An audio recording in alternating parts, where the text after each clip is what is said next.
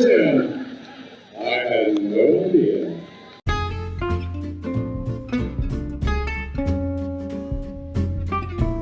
Hi, I'm Quentin, And I'm Michael. and this is Prospects for Success podcast, where we bring you our thoughts on Prospect League baseball. News, notes, opinions, and our favorite happenings. Thanks for joining us for episode 8.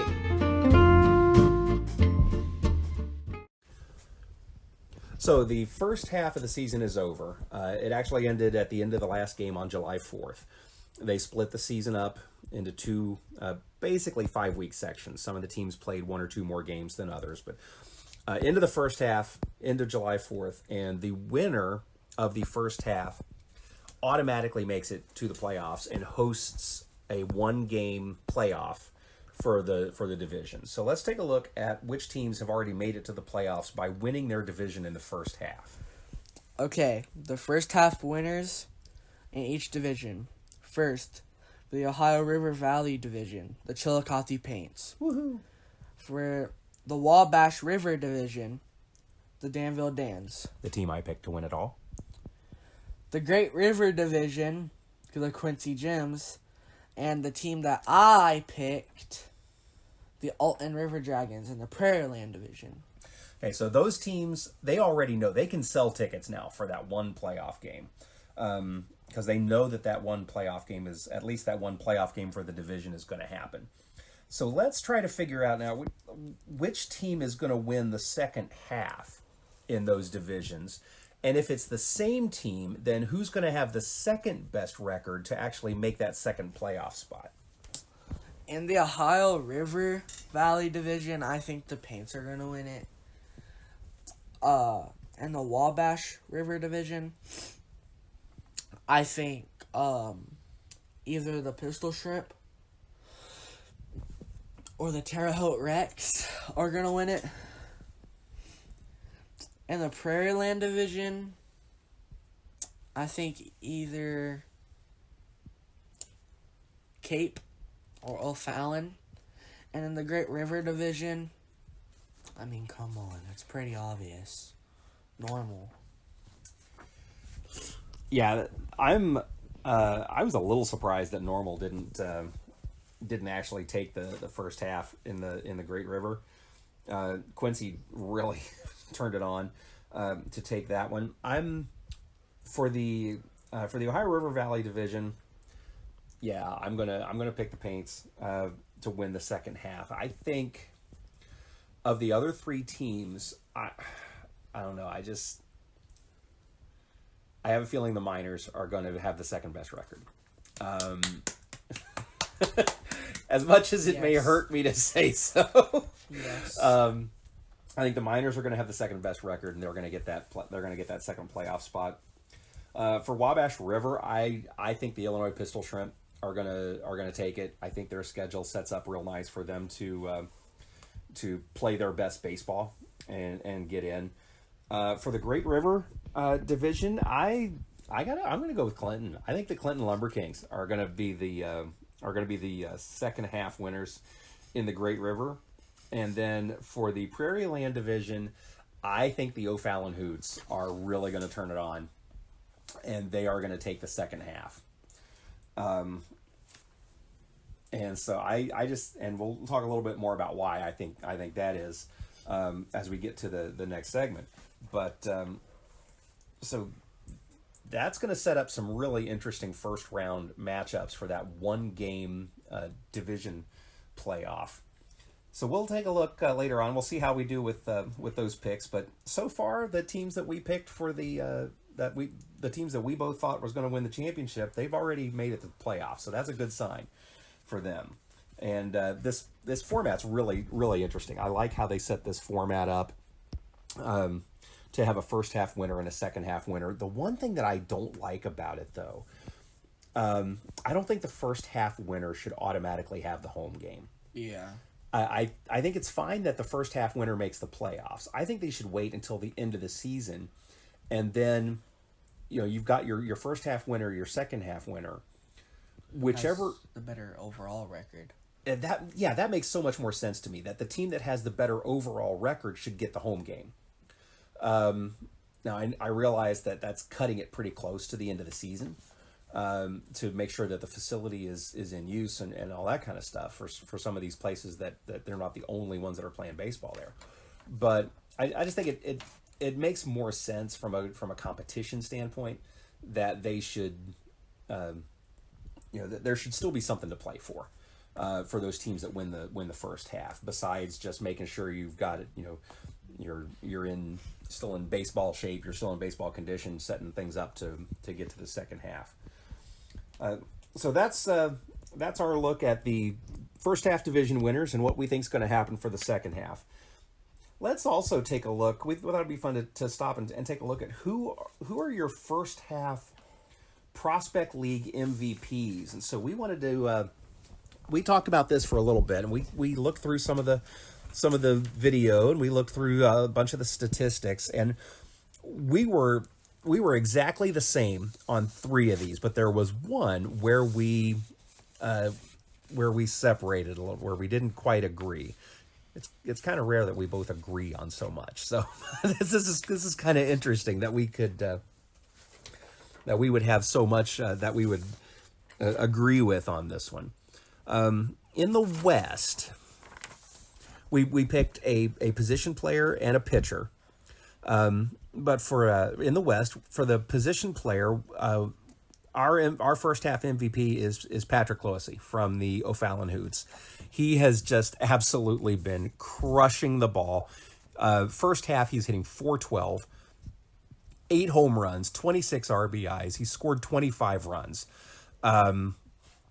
Taking a look at throw 10 doubles in there, and he has just absolutely been a terror at the plate. And so Patrick Loessy is our first half MVP as a position player from the West. Our first half MVP in the West from the pitchers, and this is where I think you may be onto something with your pick from the normal Corn Belters. Bodie Gebbing has been having a great season, and so if they can keep leaning on him to get them through some pretty important games, Normal could definitely make some noise in the second half. So that your pick for Normal in the second half, I think, leans a lot on Bodie Gebbing still having the same kind of year in the second half that he was having in the first. In the East, it was absolutely a layup for us with pitching. I early on watching a lot of the Paints games, I thought Nick Lolithan was going to be a strong contender for pitcher of for the MVP pitcher for the first half in the East, but it's not even close. Wongjoo Kim from the Lafayette Aviators. We didn't get to see him pitch when the Aviators came to Chillicothe, but he has absolutely done an incredible job. It's like he's pitching from another world. He's only allowed, 8 earned runs on the season. His ERA is 2.08, best in the league. He's only allowed 1 triple in a league that has absolutely given up tons of triples. 13 strikeouts per game. He struck out 51 in his 34 and 2/3 innings, which even that's second in the league. So he's a workhorse, and and that is the thing that if the Lafayette Aviators could make a run and actually make it to the playoffs, that one game, if Wongjoo Kim is pitching that one game for the Aviators, it would be really, really tough to beat them. Now, as far as position player in the East, though, we had a little bit of a disagreement on this one. I think it's Tim Orr from the Chillicothe Paints. He's played several different positions. He's played in the outfield. He's played first base. He's played DH. And anywhere he plays, he's not a negative asset at all in the field, wherever he plays. But he still just really produces big time on offense. You had another player in mind for position player for the East, though. Santrell Farmer for the Chillicothe Paints. He's an outfielder, a center fielder, He is quick. Whenever you need a play, like, he'll be there. His stats are pretty good. Yeah, his stolen base numbers are incredible, especially the way that the Paints like to run this year. Santrell Farmer is just a great player to have in that lineup with that kind of attack. Anything that gets, if he's playing center field, if he's playing right field, anything that gets hit near where he is, he's cutting things down in the gap and turning doubles into singles. He's turning doubles into outs sometimes where he tracks down a fly ball and hauls it in. So that part I totally get it. It's hard to make an argument against either of these guys. But yours is going to go to Santrell Farmer. Mine's going to go to Tim Orr. And the fact that those two guys are on the same team just really means a lot for how well the Chillicothe Paints have played this year. So there's our first half MVPs for the Prospect League. And if you have somebody else in mind, we would love to hear from you.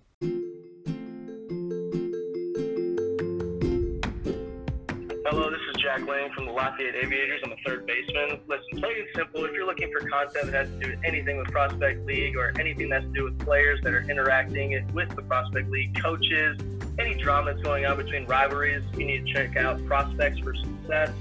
Check in today. Listen to the interview. Okay, now for something a little different. We wanted to talk just a little bit about some of the different options that there are and what people like for where do you sit for a baseball? Where do you like to sit for a baseball game? Now at Chillicothe, we sit along the third base line. There's some reasons for that. And some of it's just because of, the view that you have, and some of it's just because of where, the way the sun comes down on the field and not wanting to stare directly into the sun. And the people. And the people we get to sit with that have been sitting there for years is great. The fact that we're right next to the third base coaching box, so we can kind of yap with the third base coaches. We're right next to the visiting dugout. We can yap a little bit with the players from the visiting dugout. That gets pretty cool sometimes, which we'll get into in our next episode with a player that we recently got to chat with a little while during the game. But where's your absolute favorite place to sit for a baseball game? It depends on what stadium you're at, to me. Like, if we're talking Linda K. Epling Stadium, I like to sit right where the middle is, because you can see that great mountain view. Carlton Davidson Stadium, where the Champion City Kings play. That's a whole nother conversation, but anywhere you sit, the game's still gonna be freaking terrible, because it's like a wiffle ball stadium. Carlton Davidson, it is set up a little different. First time we went there, I didn't realize it. We get in there and we get to our seats, and we're like, man, we're like 40 feet above the field. There were some lower seats behind home plate that were like, you had to pay extra to get those, and it really changes the whole fan experience when you've got the seats that are way up and they're kind of separated from the players. That was cold. The only fans that they have is their mascot. That was a little bit savage. We'll talk about attendance figures in another episode and how that's running. But usually there isn't any outfield seating at these parks. There's plenty of room to get everybody into the infield. Now, when we've gone to Reds games a few times, and we tend to like the outfield seats, left field seats, or right field seats to be able to watch a game from. But that's not usually an option for these Prospect League matchups. And so I'm with you about Linda K. Epling. I like sitting a little bit offset from right behind home plate. That mountain view is tough to beat. I've heard players say it's tough to play in. But man, it's a real nice view from the fan perspective. And down that third base line just really opens up the whole game for you, I think, and it lets you see a lot of the field, lets you see a lot of all the plays as they develop. So that's pretty cool. That's our favorite places to sit. And if you've got a absolute favorite place that you like to sit during a game, check us out at prospectsforsuccess.org. Let us know what you think.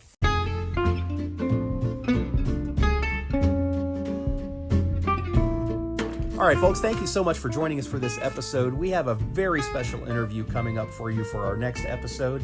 And then Quenton and I are going to be packing our bags because we are headed for West Virginia. We are on our way to Beckley, West Virginia for a few games to catch from Linda K. Epling Stadium, which is going to be, that'll be fun. We get to see the Miners take on the Paints for a couple of games, and we get to catch an afternoon game with the Champion City Kings, where something else very, very important will be happening that we will let you know about later on as well. But until then, thank you so much for joining us, and we will see you at the ballpark.